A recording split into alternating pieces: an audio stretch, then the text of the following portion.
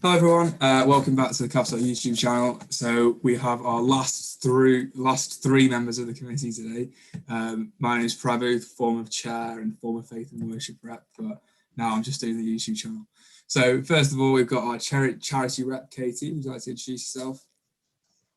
Hi everyone, my name's Katie. I'm a second year dental student and I'm the charity rep for the second year in a row. And we also have our new faith and worship rep. Yeah, hi, I'm Peter. I'm doing theoretical physics on the faith and worship rep. In spare time, I run and play violin and cello. Cool. And our new interfaith rep as well.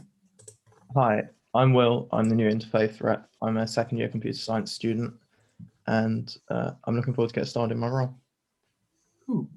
So guys, I've been asking this same question to everyone. We're in a Catholic society, so interested to know, what is your faith journey? How were you brought into the Catholic Church, and how's that journey been for you guys so far? So would anyone like to kick us off? I'm going to point at William. Go on, Will. Okay, so I was raised Catholic. My mother's Catholic, so I went to a Catholic primary school, but not a Catholic secondary school. So I suppose I kind of missed out on a more rigorous Catholic education. So I'm kind of at the moment moving from a kind of naive Catholicism into more based in knowledge and understanding, I suppose. So just trying to educate myself and get more involved in CathSoc and the events at the chaplaincy. Okay. So how have you been trying to go across that transition, as you said, naive to more educated? So I guess there's been a lot of useful resources on YouTube. I especially enjoy Bishop Robert Barron. I don't know if you've heard of him. Yeah, he's one of the big Catholic YouTubers, I suppose, and he gives a view that's more kind of based in academia, theological academia, and yeah, also just getting more involved in the chaplaincy events that happen there. And when you say that's helped with your faith, then helped to deepen your faith? Yeah, definitely strengthen my faith, and just trying to pray more as well. That helps a lot. And Peter, what about yourself? Yeah, no. So I was raised Catholic as well, fortunately, by my dad. I think what Theo was it the video, the previous video, maybe the one before, was saying, as a youngster, particularly maybe as a lad, you don't find it necessarily easy to concentrate in maths. And I particularly found, like, maybe up to the age of 12 or 13, I didn't necessarily have that much independence in faith. But then I think probably through my music, I became more interested in sort of church music, that sort of thing. And then sort of developed, through the interest in that, developed a broader interest in the history of the church. And then when you kind of go to university, I mean, I'm still living at home, so it's a bit different for me, but certainly you get more independence, more choice in your faith, and you can choose where you want to go with it. And I think the onus, as Will was saying, is more on you then to learn more about your faith and to decide actually why this is the decision you want to make in life. So Will mentioned, like, Robert Barron. What are, like, the resources that you tend to turn towards to try and learn more about the faith? Yeah, no, I kind of tend to end up in sort of really niche corners of the web on sort of the history of the rights of the church and that sort of thing. But no, Bishop Barron's pretty solid. You can't go wrong with him. You just got to be careful. Sort of on YouTube, you can end up with some pretty loony Catholics, and not all of what they say is necessarily true or conducive to faith. So no one in particular necessarily, but a fairly broad range. Okay. What about yourself, Katie? Yeah, so like Will and Peter, I was raised Catholic. So yes, I'm like a cradle Catholic, I suppose. My dad was Catholic. My mum became a Catholic like 5 or so years ago, but she wasn't when she first met my dad. And yeah, so I went to Catholic primary school, a Catholic secondary school, and even though like the Catholic secondary school as an institution was Catholic. The student body was very not Catholic. It was very sort of anti-religion in a way. So yeah, I think that kind of helped me though, being like a strong Catholic, to then come to uni. So it wasn't strange coming into like a very secular place. Like a lot of religious things don't really fit in with the uni lifestyle, and I was kind of used to that from being a Catholic person in a not so Catholic school. But yeah, so I feel like I started to take responsibility for my faith, I think after my confirmation. Like my parents never forced me to go to mass, never forced me to do anything like that. It was always me making the decision for myself. Yeah, so I had my confirmation, and then like I used to work on a Sunday, so on a Saturday evening I used to drive myself to mass on my own, or like take one of my sisters with me. So yeah, it's always been like coming to uni, it was sort of like, oh, I need to find a church. Like it was very off my own accord. Like my parents weren't like, hey, do go to mass this Sunday. It was like, oh, I need to go to mass this Sunday. So yeah. You've always been pretty on it when we're going to mass, you know. It can be Yeah. quite difficult when you come to uni to you know, stick with your faith, and like you said, there's a very secular world that we live in. It's quite challenging. So have you guys like has it been quite challenging over this past year in particular with COVID and stuff to maintain and continue to develop your faith? So I'll ask Will this one again. Well, yeah, especially being separated from mass for such a long time, I found it quite difficult. And then even afterwards, like going back, because it was quite easy to stay watching masses online, and so it was. But once I just kind of made that step to go back, it became a lot easier to keep going. So yeah, I guess that was the main aspect, being separated from mass. And so Peter, like, did you try and put anything into place that you didn't normally do to try and develop your faith throughout COVID, and you know, make sure you maintain it? Because like it has been hard, like not being able to go to mass, and like watching mass just isn't the same. So Yeah, no, I think it's easy, particularly when mass is a big part of your life, to become sort of hopeless. But I mean, hopelessness is one of the devil's favourite weapons against you, and so you kind of got to try and keep hope up even in the darkest place. I remember when in the final lockdown, the third lockdown, just feeling completely fed up, and then almost by miracle they allowed public worship to continue, and it really brought to light how much we need it and how much we appreciate it in just sort of our day-to-day survival. It's almost like breathing and eating for Catholics, particularly if you're making a choice in your faith to live the Catholic life independently. In terms of stuff I put into place, I think Will made a good point, not for this answer, but the one before, you know, praying more. Just sort of the silence with God for 15-20 minutes a day can give you the strength to get through anything. You know, there's been Catholic martyrs who survived the most incredible pain and testing through prayer. And, you know, as St. Philip quotes, I think probably from Paul, if God is with us, there is no one else left to fear. So staying close to God throughout all trials is very useful. So more prayer can never be a bad thing. So, Katie, have you found it more difficult to pray throughout COVID, or has it actually been the other way around? It's been easier because you had more time? I think it's a bit of a mix of both. I think I really, really missed the community aspect of like going to church, or like spending time with like CAFSOC. Yeah, I found that quite hard. I think it's very easy to fall into like, oh, it's just me on my own, when you're like, no, you're not on your own. Everyone's in the same position. Like you're gonna get through it. Just it's how you go about getting through it. So I suppose I turned to prayer a lot more over this past year. And sort of like I've been reading a lot more, listening to lots of podcasts and like YouTube channels. Yeah, so I think, yeah, compared to like where I was a year ago, I'm a lot stronger in my faith. And I think that is like due to prayer. I've just become a lot more aware of things. I've learned a lot more about my faith. I think that is because we've had more time. So yeah. Have you been praying on like a schedule, like, you know, like half an hour in the morning, half an hour in the evening, or has it been a bit more kind of like when you have the time? It's not been as structured as that.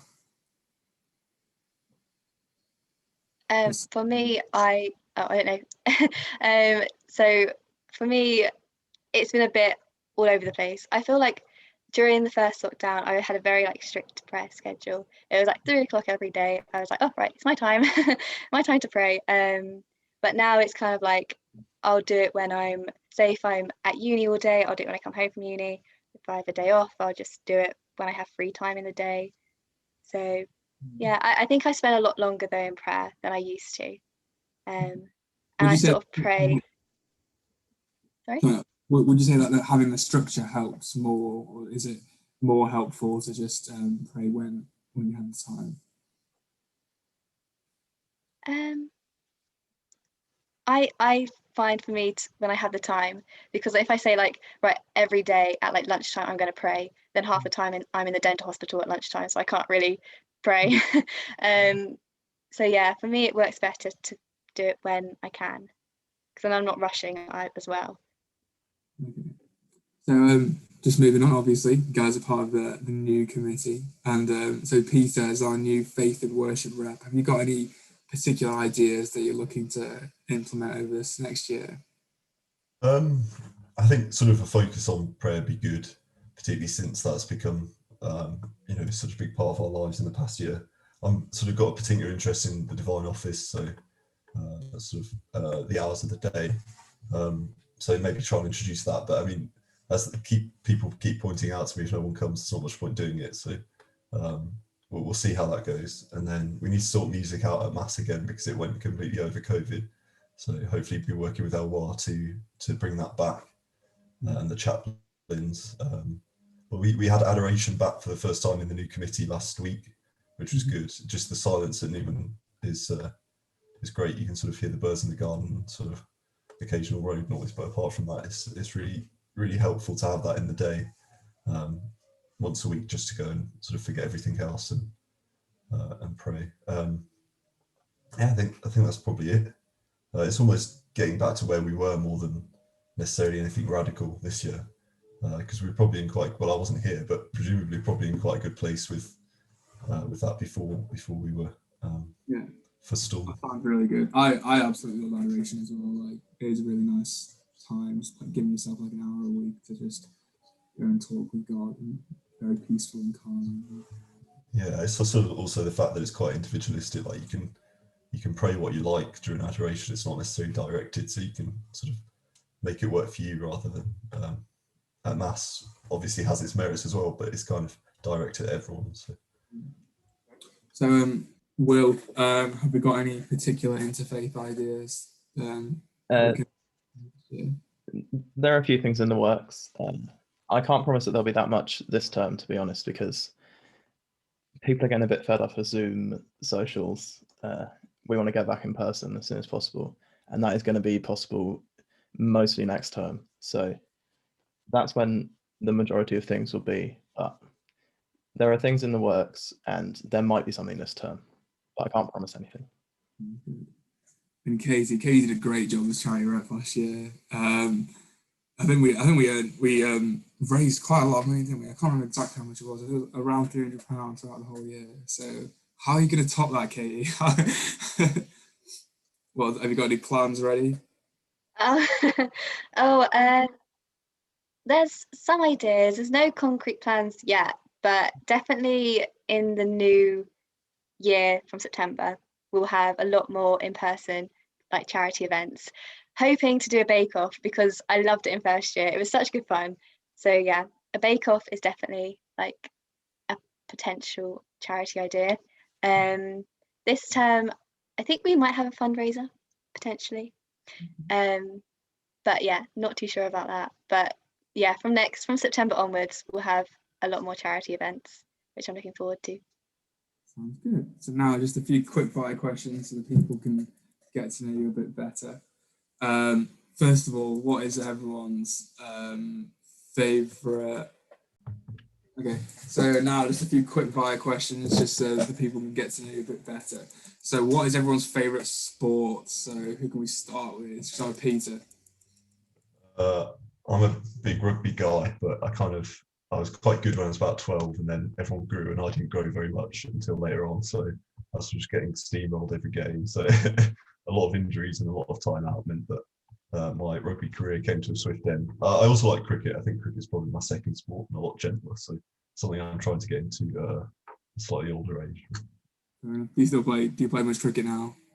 Well, actually, I started again last week. I mean, we kind of play. Me and my brothers play a lot casually, but I kind of went took up for the first time last week in sort of 8 years. So we'll see how that goes, but I'm sure it'll be good fun.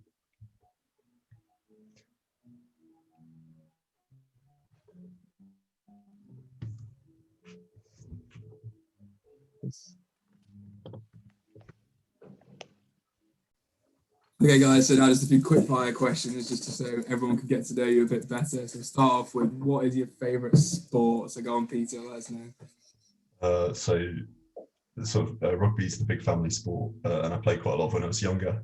But sort of everyone else got a lot bigger. I didn't grow so quickly, so it's something that kind of dwindled over my time at school. But I still enjoy watching it, and maybe get back into it when I'm a bit older, maybe after uni. We'll see. Also a big cricket fan. Yeah, so that's kind of it from me on the sport front. Are you playing cricket at uni much? No, not for uni, just kind of outside casually. Kind of the fourth or fifth team, but it's good fun. It's if sport's not fun, what are you playing it for? So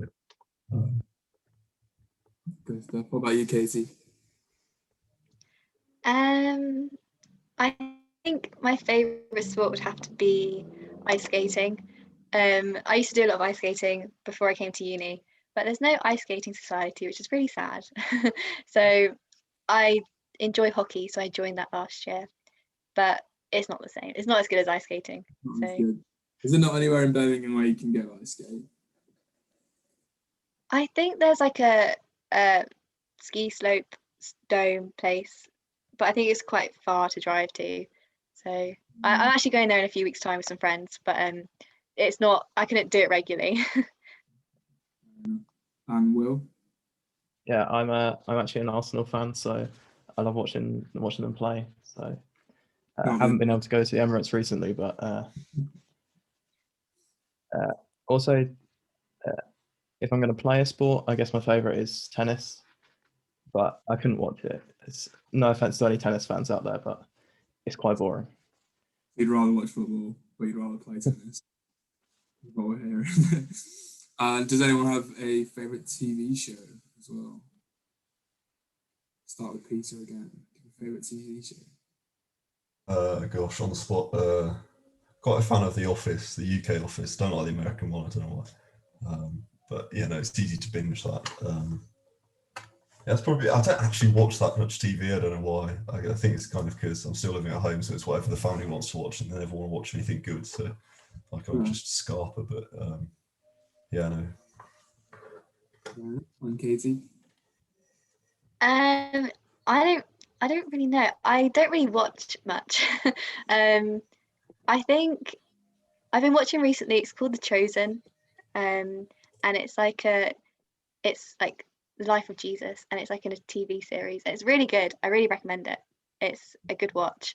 So I enjoy that. Any like historical like period dramas. The Crown. The Crown is great. I love it. Yeah. So anything really, anything historical, I like.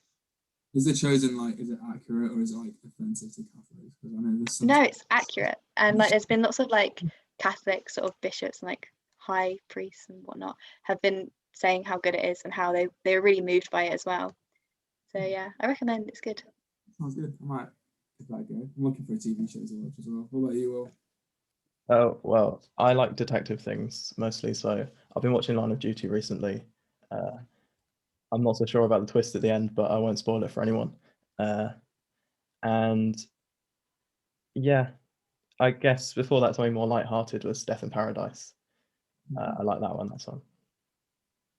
Great stuff, guys. Well, thank you all very much. That concludes our committee interviews, and I'm going to try and get some different priests on over the next few weeks to talk about some more in-depth Catholicism. So that should be interesting. So that's something for the viewers to look forward to. So thanks to our committee members. I'm sure they do a great job for the next year. I'm sure you see lots of them as well at all of our events and also quite a bit on the channel as well. So yeah, thanks everyone. Bye.